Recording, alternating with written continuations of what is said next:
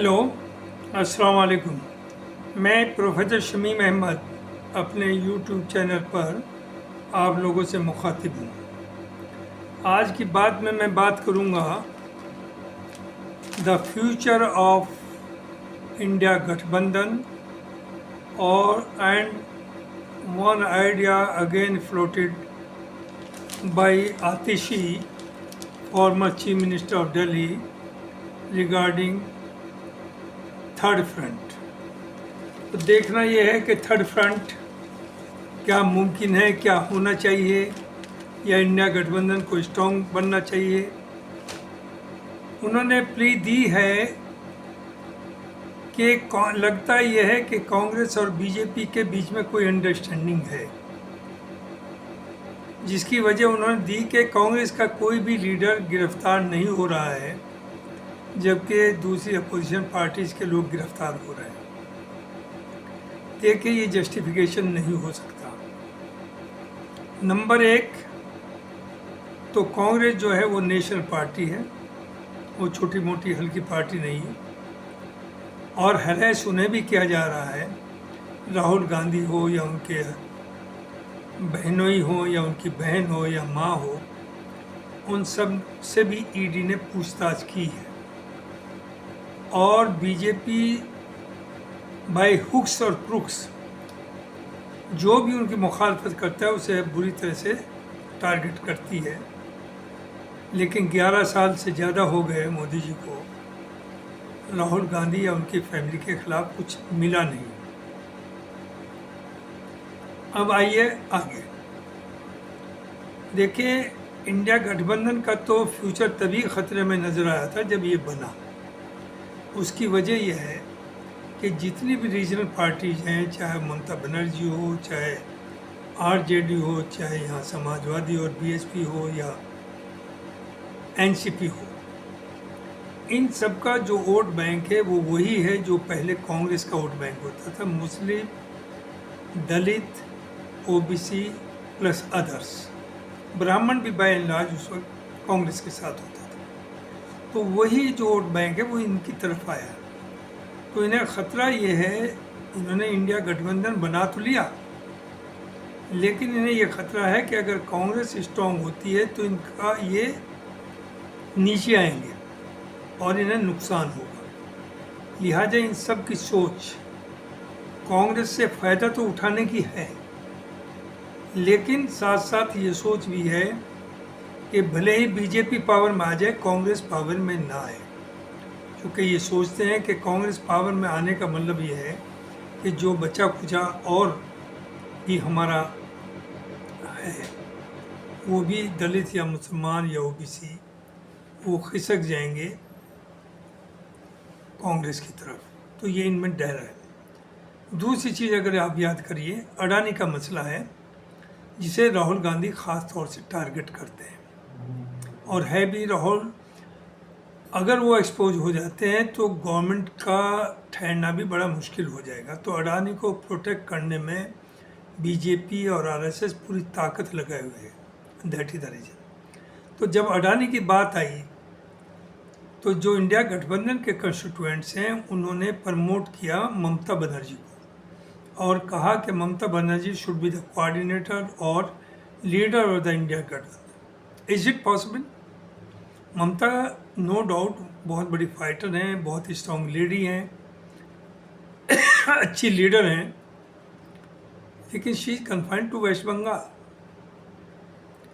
हिंदुस्तान एक बहुत बड़ा मुल्क है, डिफरेंट टाइम की कल्चर हैं, लैंग्वेजेज हैं, नॉर्थ ईस्ट है, साउथ है, आपका कश्मीर है, ना जाने कितने हिस्से हैं, कितनी कल्चर्स हैं। तो क्या ममता उन सबको कोऑर्डिनेट कर सकेगी सब जगह पर?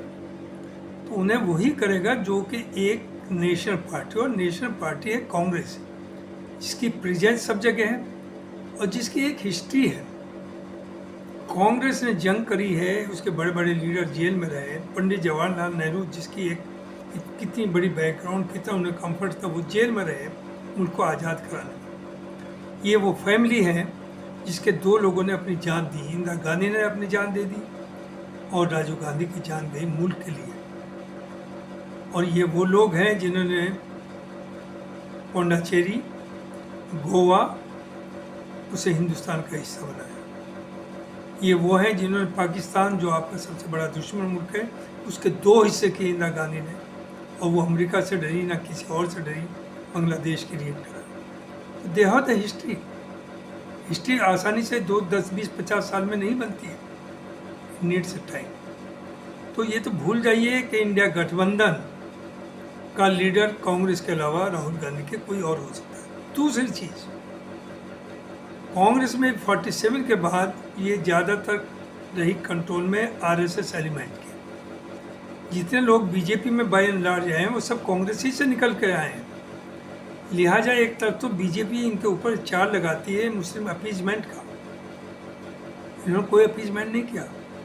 सबसे ज़्यादा मुसलमान को दहशत में लाया, डराया, अपना वोट बैंक बनाया, ये दिखा करके कि बीजेपी आ जाएगी अगर हमें वोट ना दिया।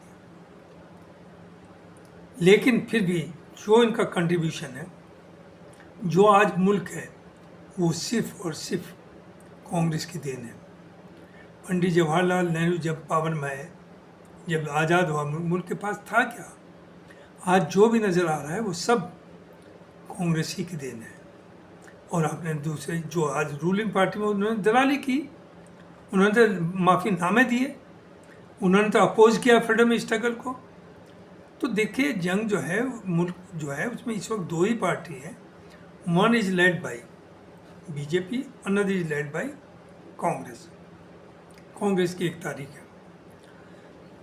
दूसरी सबसे बड़ी जो अंदाज़ा हुआ कि ये सर्वाइव करना बड़ा मुश्किल है और इसके अंदर लोगों की सोच क्या है इंडिया गठबंधन के, वो तब हुआ जब दिल्ली का इलेक्शन हुआ। दिल्ली के इलेक्शन में कांग्रेस भी इंडिया गठबंधन का हिस्सा थी, आप पार्टी भी इंडिया गठबंधन का हिस्सा था।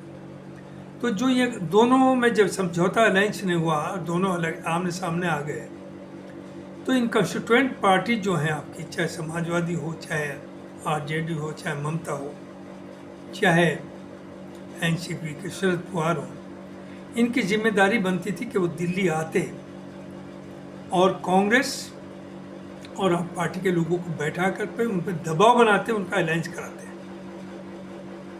और न्यूट्रल रहते। क्योंकि दिल्ली में कुछ कांग्रेसी जो लोकल लीडर्स हैं, Maken etcetera, they consider Kejriwal as personal enemy, और वो चाहते थे, और चाहे यही हुआ कि बीजेपी आ जाए लेकिन आप पार्टी ना आए। जबकि नो डाउट आप पार्टी ने जो करके दिखाया मुल्क में, दिल्ली एग्जाम्पल है, पंजाब, वो इंडिया में ना कोई कर पाया ना कर पाएगा। तो उस वक्त क्या किया, ये जो सब कंस्टिट्यूएंट थी, इन्होंने केजरीवाल के साथ आ गए सपोर्ट में, बजाय या तो न्यूट्रल रहते या अलायंस कराते। इनकी सोच ये थी कि केजरीवाल तो पावर में आ ही रहा है, कम सीट हो सकती है, या हम भी यही सोचते थे, और उससे कांग्रेस बहुत डिमोरलाइज होगी और हम कांग्रेस को आगे डिक्टेट कर सकेंगे जैसे अब तक करते हैं। देखिए, कांग्रेस डिक्टेट नहीं हुई, कांग्रेस ने एडजस्ट किया और राहुल गांधी ने अपना इंटरेस्ट सेक्रीफाइस कर करके इस इंडिया गठबंधन को एक साथ रखने की कोशिश की, लेकिन ये चलने वाला नहीं है आगे।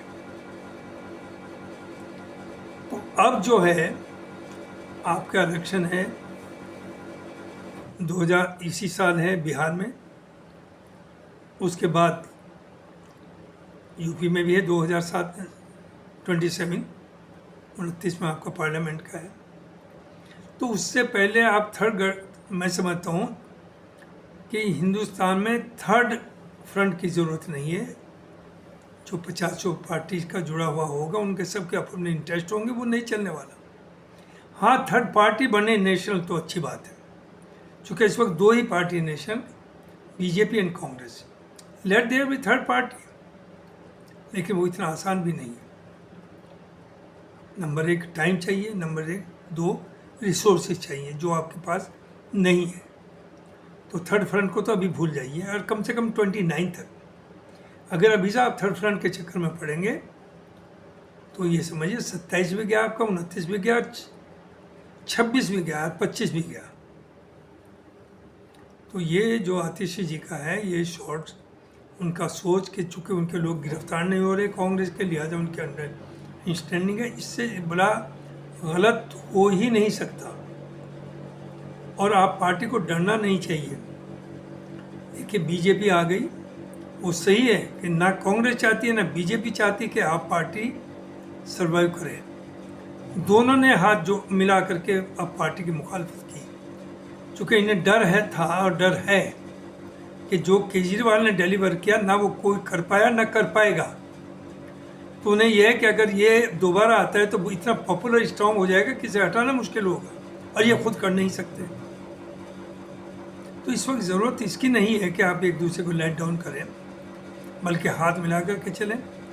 और रहा दिल्ली का, दिल्ली में आप party Kejriwal will come back. आप देखिए बीजेपी जो चाहे कर ले, they can not deliver as Kejriwal has deliver.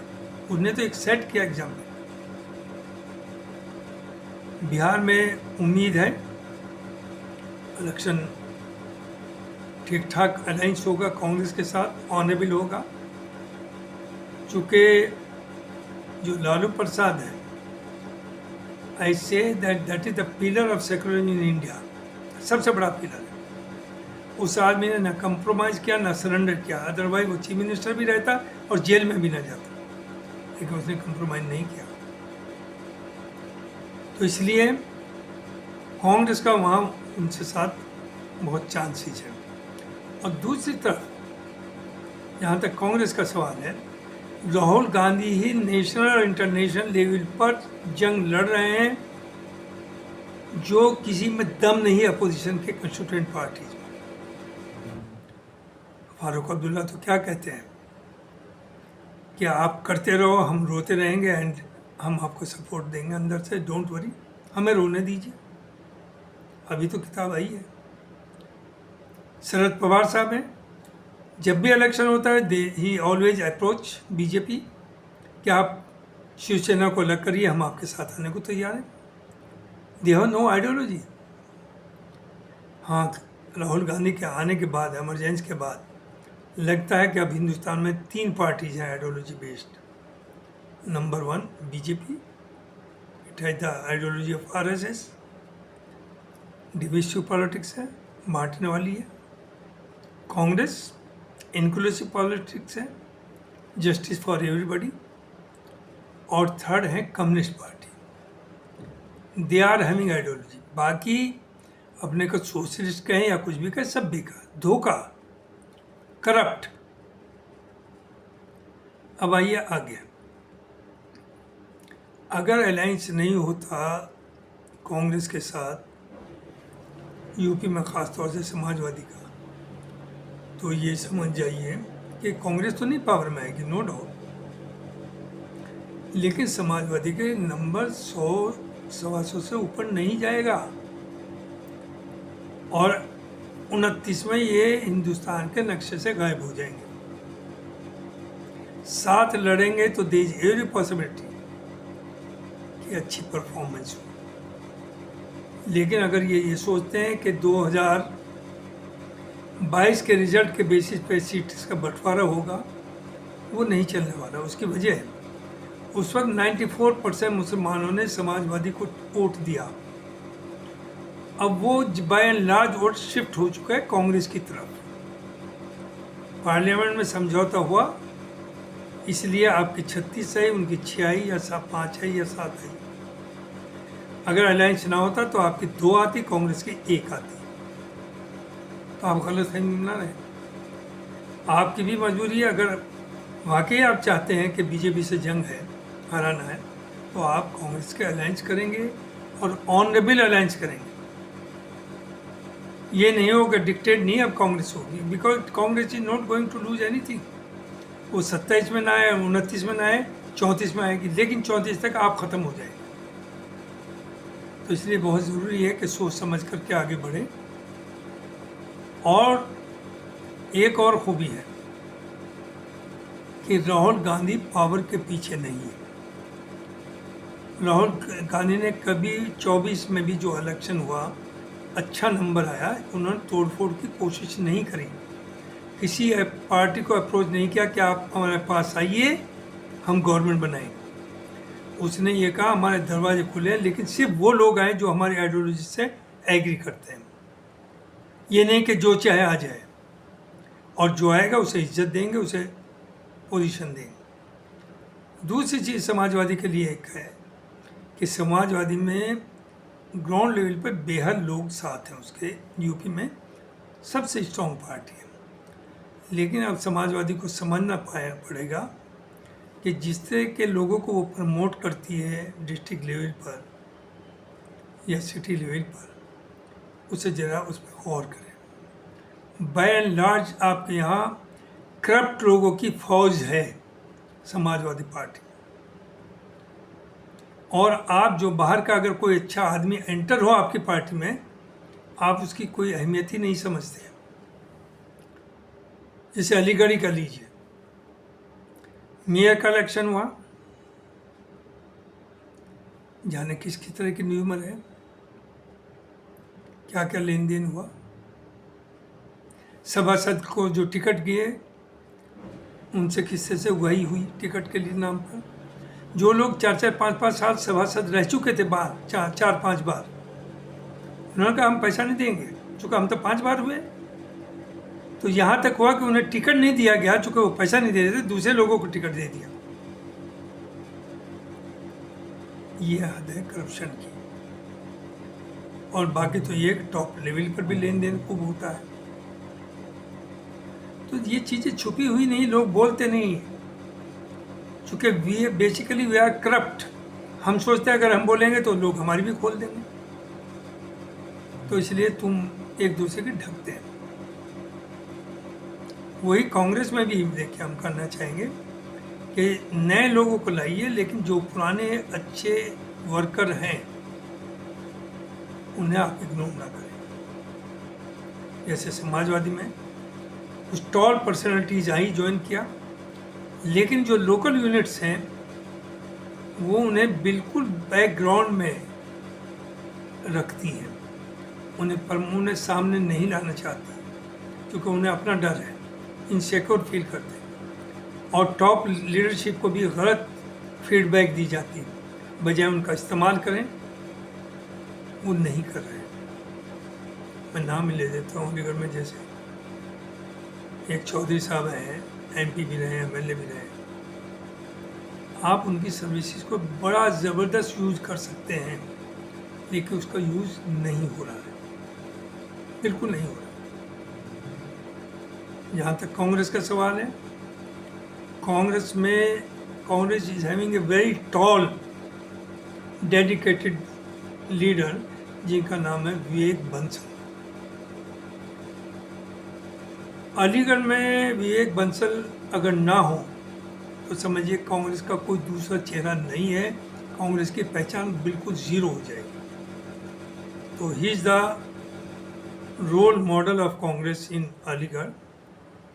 वो गरीब हो, रक्षा वाला हो, टिर्री वाला हो, किसी के यहाँ कोई हादसा हो जाए, रात को हो जाए, दिन में हो जाए, हर जगह विक्की खड़ा नज़र आता है। तो ऐसे लोगों को पार्टी को भी प्रमोट करना चाहिए, और पार्टी ने किया। प्रभारी भी रहे, एमएलए भी रहे, एमएलसी भी रहे, लेकिन लोकल लेवल पर भी उन्हें हर तरह की सपोर्ट दी जाए। इलेक्शन के वक्त ये ना करें कि भाई को देना है। 5 साल तो विक्की काम आए, ये बात करें, ये आपका काम करें, और जब इलेक्शन वोट का है तो भाई को दो। जो भाई कुछ नहीं, नोट दे दे दलाल, वो आपका नहीं है, ना आपके साथ है। उसे पैसा कमाना है, टॉप लीडरशिप को खुश करना है। और विक्की उन लोगों में से है जो टॉप पर भी है और यहाँ भी सबके बीच में रहता है, 24 घंटे बीच में रहता है। तो आप मुसलमान का जहाँ तक सवाल है, वो अच्छे लोगों को सपोर्ट करें और अपनी लीडरशिप खड़ी करें। एक बड़ी अच्छी न्यूज़ आ रही है कि शायद AIMIM, असदुद्दीन ओवैसी की जो पार्टी है, उसने ऑफ़र किया था कि हम इंडिया जो महागठबंधन है वहाँ बिहार में, हम उसका पार्ट बनना चाहेंगे। तो लेटेस्ट न्यूज़ ये है कि शायद most probably he will be the part of महागठबंधन।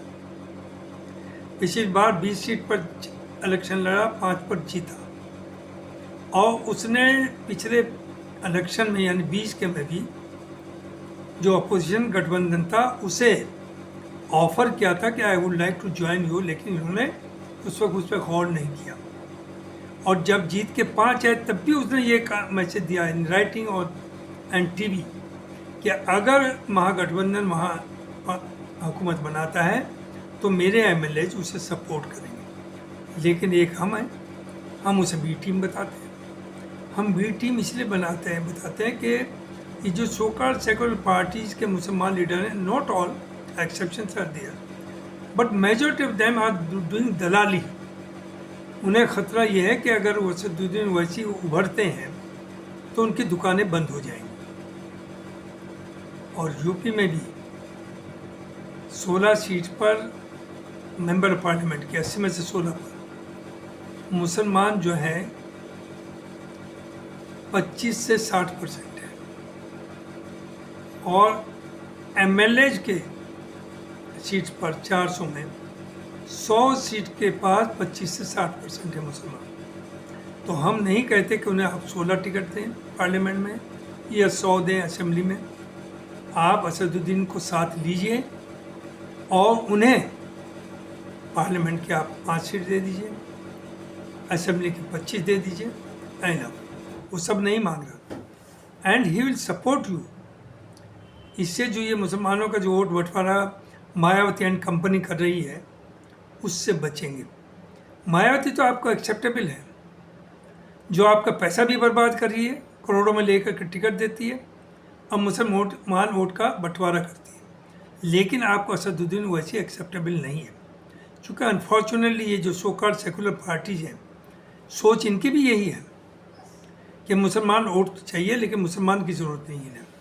लेकिन ये सोच बदलनी पड़ेगी, वरना वही असदुद्दीन ओवैसी अगर यूपी में 200 जगह खड़ा करेगा तो 100 सीट पर आपको हरवा देगा। जिनके सिर्फ 2-2, 1-1% वोट है, 2 MPs हैं, उनकी तो अपनी पार्टी है, उनके अपने मिनिस्टर्स हैं, और जिसका 20% शेयर है आप उससे बात नहीं करना चाहते हैं, so this will not work. Thank you very much.